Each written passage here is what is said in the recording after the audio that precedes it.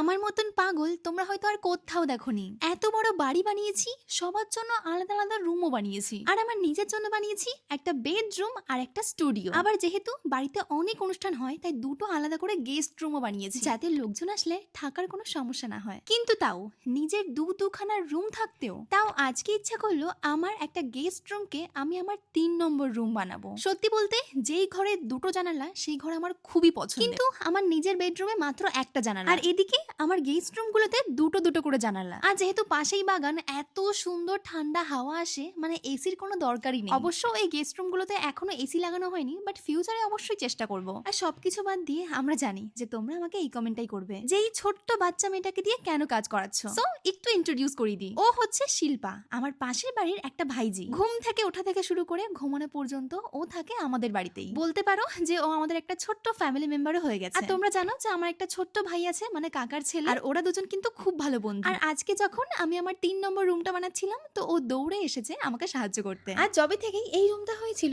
আমি তো প্রথম থেকেই ভাবতাম যে এই রুমটাতে আমি সুন্দরভাবে ডেকোরেশন করব। যেমন তোমরা অনেকেই জানতে যে অনেক খুঁজে খুঁজে আমার নিজের ঘরের বেডই পছন্দ হচ্ছিল না, অন্য ঘরগুলো কিভাবে ডেকোরেশন করব এটাই বোঝা মুশকিল। তো এখন যেহেতু আমার বেডরুমে খাট কেনা হয়ে গেছে, তাই যেই সোফা কাম বেডটা হৃদয় আমাকে বার্থডে গিফট করেছিল সেটা আমি রেখেছিলাম আমার স্টুডিওতে। বাট হঠাৎ করেই আমার পেটের কিরমি নাড়া দিয়ে ওঠে, আর আমি এই সোফা কাম বেডটা নিয়েই ভাবলাম একটু আমার স্টুডিওকে ডেকোরেশন করি। মানে ডেকোরেশন তেমন কিছু নয়, জাস্ট অনেক দিন থেকে এই জানলার পর্দাগুলো আমার কাছে কেনা ছিল, মিশো থেকেই কিনেছিলাম। তো ভাবলাম পর্দাগুলো চেঞ্জ করে দিই আর এই সোফা কাম বেডটা অ্যাজ আ বেড হিসাবে ওখানে লাগিয়ে দিই। আর মাত্র এইটুকুতেই আমার রুমের লুকটা পুরো পাল্টে গেছিল। সব থেকে প্রিয় পার্ট হচ্ছে আমার এটা যে জানলা থেকে এত সুন্দর ফুরফুরে ঠান্ডা হাওয়া আসে যে আমার মনে হয় না যে এই রুমে এসি কেনার কোনো দরকার আছে। আর এই বেড কভারটাও আমি অনেক আগে কিনে রেখেছিলাম। আর এই ফেক প্ল্যান্ট গুলো তোমরা সবাই জানো যে একসাথে 6টা কিনেছিলাম। সো আমার ইচ্ছা করলো যে একটাই কর্নারে রেখে দিই, বাট সত্যি অনেক সুন্দর লাগছে। হ্যাঁ আমি জানি যে জানলার পর্দাগুলো হয়তো ম্যাচ করেনি, বাট আমার কাছে ম্যাচিং সেরকম কোনো অপশন ছিল না। খুব তাড়াতাড়ি এই ঘরে একটা খাটও আনবো আর পুরো ডেকোরেশন করে